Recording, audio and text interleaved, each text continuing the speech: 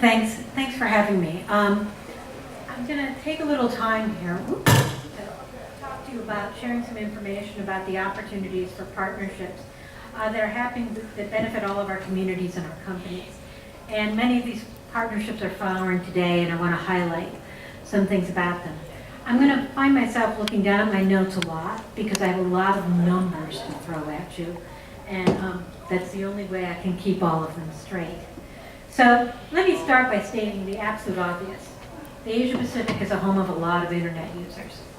No big news there, right? But overall, 1/3 of the people in Asia use the internet today. And it's also the world's largest mobile region. It dominates the mobile industry in terms of mobile subscriptions. Over 50% of global subscriptions are here in Asia. And the mobile broadband subscriptions, over 40% of global subscriptions.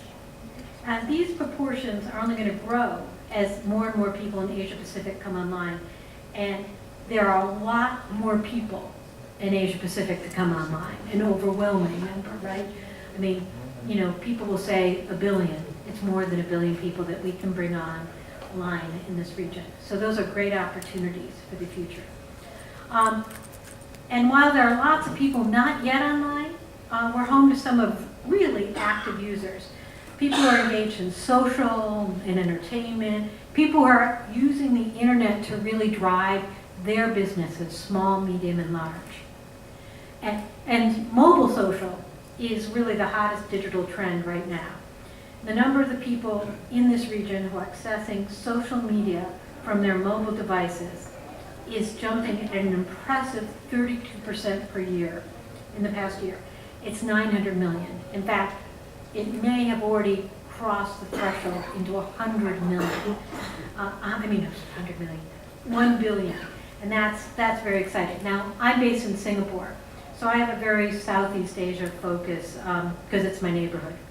And in Southeast Asia, we really see some of the most active social users in the world.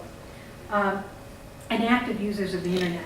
So the Global Web Index says that the average users in places like the Philippines, Thailand, Vietnam, Indonesia, and Malaysia spend more than 5 hours each day online. And I think my family gets credit for driving that number up just a little bit. And e-commerce is also on the rise, right? The same organization, Global Web Index, tells us that half of all Koreans, Taiwanese, and Australians bought something online in the past month. So there's a lot of really substantive things happening online. And we understand this demand for access to the internet is now the main driver for demand for telecom services. Broadband demand is the driver. So this growth is a good opportunity for operators. And operators can seize this opportunity. Statistics from Analysis Mason on the broadband landscape in Asia Pacific, and I'm going to quote endlessly from this report. This is just a theft of data from that report. Is revealed many things. So the strong growth of broadband has impacted telcos positively. Let's see if I can. Sorry. Okay, has impacted telcos strongly. Data growth has grown 9% per year between 2005 and 2014, in line with the strong growth of broadband over the same period of time.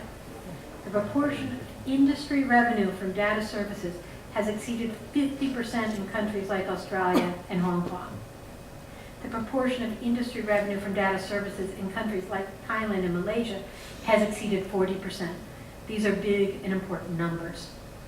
The same trend is observed in data services contribution to operator profits, a pattern that's going to continue for years to come. And a turning point in revenue is the shift to the introduction of advanced broadband. To bring more users online and to maximize engagement and income, Asia Pacific telcos are increasing their investment in innovative content and application services, often in partnerships with the global content and application providers. Internet access providers are developing services that are tailored to specific audiences in a way that the global content and application providers really can't. Telcos can do it because they know their customer needs very well. telcos can take advantage of existing customer relationships and knowledge, and very importantly, seamless growth. For example, PLTD, they invested in a smart money app in the Philippines, which allows overseas workers to send remittances home. And it also is a smart Pinoy app which allows Filipinos overseas to send gifts to loved ones at home. Smart money can be used by all smart subscribers to purchase apps, things on app stores, iTunes content, pay for Apple Music, even without a credit card. And of course, we know that the lack of a credit card in many of these markets is a real burden to getting on, to taking advantage of the full line of services. And so, particularly in the Philippines, but in many, many other Asian countries. Analysis Mason also was talked about Singtel's Hook OTT video services in Thailand, India, and the Philippines. This is a case that highlights partnerships because they have a partnership with content and application providers, with Sony Music and Warner Brothers, and the apps that let this happen are distributed through online and mobile app stores. So there's a lot of partnerships going on to reach customers to be successful. These locally focused products are absolutely the key to a vibrant market. They provide valuable services and attract and maintain customers. But let's be clear, the data is it. For internet adopters, online content applications are the drivers behind usage. It's content. It's the content that drives the decision to upgrade their access. That's where they get their value from the internet. So content application providers create the content and services that cause customers to sign up for broadband. This is well documented, right? We can go back to a 2013 study from the Computer and Communications Industry Association, CCIA, that looked at Europe. And it said, consumers who use advanced services, 3G, 4G services, were more likely to upgrade their connections. 40% of those making a video call and 49% of those uploading video upgraded during the year preceding the study. Right? It was big users move up and upgrade. So now we're seeing the same thing in Asia Pacific. Analysis Mason has found those numbers for us. Like people everywhere, our communities and people access social networks, they watch videos, they play games, they listen to music, they browse the web, they communicate with each other. They do it just like the rest of the world. And many of them want to do it faster, better, and in a more engaged way. So as people use the internet, their appetite for richer content increases. And this leads to interest in more advanced broadband services. The study says that between 61 and 88% of fixed customers and between 52 and 87% of mobile customers would consider upgrading their services. It sounds like there's some demand out there, demand that can be taken advantage of. Consumers pay for what they value. This leads to the importance of developing online content and services that actually deliver value to users. Better content leads to more and happier users. It's simply that simple. The users want more services, more reliable services, faster services. Analysis Mason's research shows us that not only do they want more content that's relevant, they want it seamlessly available. At the risk of sounding a little repetitive, let me really make some points here. First, there's an indication that strong latent demand for better broadband services.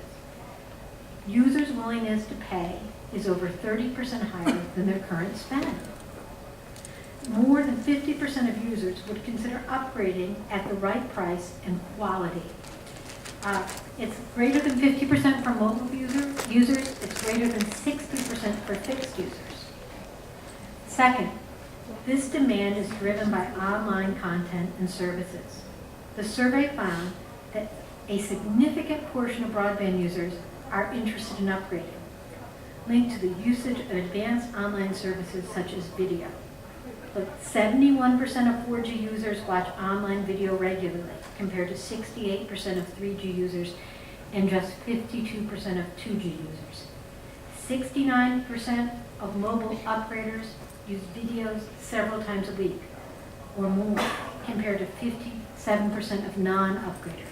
And 82% of fixed upgraders use video regularly, compared to 76% of the non-upgraders. So to take advantage of all of this, the growth of broadband ecosystem requires partnerships among the stakeholders, as well as to forward-looking policies that lower the barriers to access and deployment.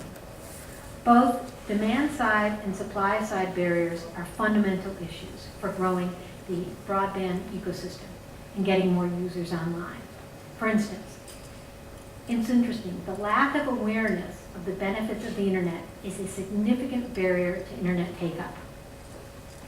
75% of non-adopters cited awareness as the main reason for not taking up the internet or broadband services.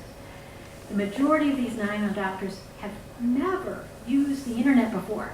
They've not gone to an internet cafe, they've not used it at a friend or family's home, they've not used it at work, they've not used it at school, they've not used it at all.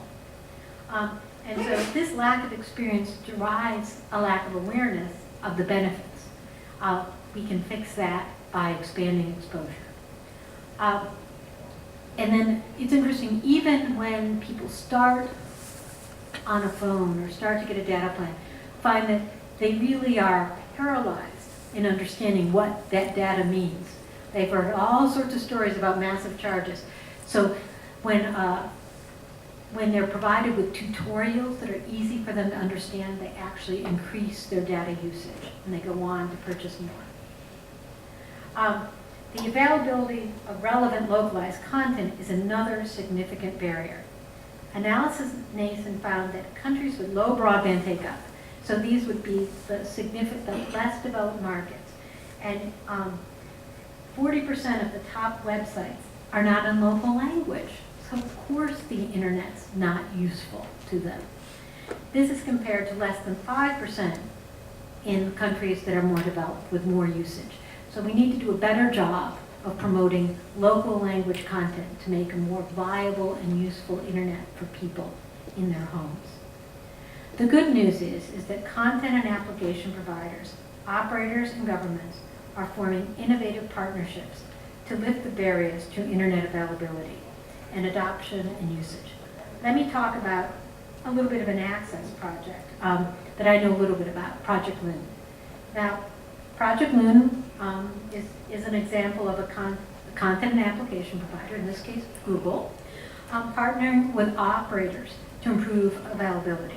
It focuses on lowering the cost of network rollout in very remote areas. This is a solution, again, I can't say enough, for very remote areas.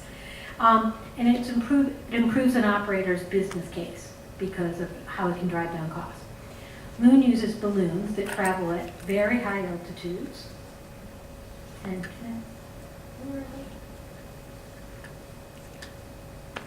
oh well, I'm sorry, I cannot.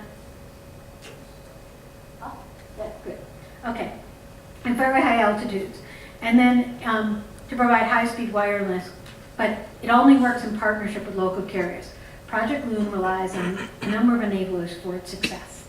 It requires operators to work as partners, typically a mobile operator who provides the necessary radio spectrum, owns the relationship with the end customer. That's very important. It also relies on a good regulatory environment, in particular the ability to use radio spectrum to communicate with the balloons. This year we have test projects moving forward in Sri Lanka and Indonesia, and we're optimistic that they'll show us that this technology works, in particular the underserved areas. Moving forward quickly, beyond these projects to bring access to hard-to-reach areas and other projects to bring quality, low-priced devices to people, we need to do more things to create a better user experience, because that better user experience is what spurs demand. Content application providers invest in infrastructure, data centers, servers, storage devices, nodes, caches, all that. Content access providers also invest in transport networks, right? Long-distance submarine or terrestrial cable, fiber optic cables that carry traffic. Of course, the truth is that the internet access providers and backbone operators are also large investors And it's a group effort to invest and make these things work. But today's content and application providers are investing in new cables in Asia Pacific. APX, Faster, BBG, a number of them. But finally, they also invest in delivery infrastructure that carry the traffic from the long-distance networks to the points of interconnections with networks, and also content delivery networks that really get the most important content very close to end users. But before I close, look, I'm a policy wonk, and I can't end without saying that governments need to support broadband growth. Governments can implement innovative policy initiatives to encourage investment and innovation in broadband networks. I could go on in this area, but I only have 27 seconds left. But the time is short, the day is long, I've got to move on. But if you pick up just one policy thought to leave with you, I'm going to pick this one. Governments need to ensure the availability and access to spectrum, which is crucial for the network development. And what's clear is that the broadband demand is growing. It's going to continue to grow. And it will continue to grow significantly because of the partnerships that create valuable content, educate users about the value of the content, increase access, and drive growth-oriented, innovation-oriented public policy. With these things, the future is bright. And thanks for your attention.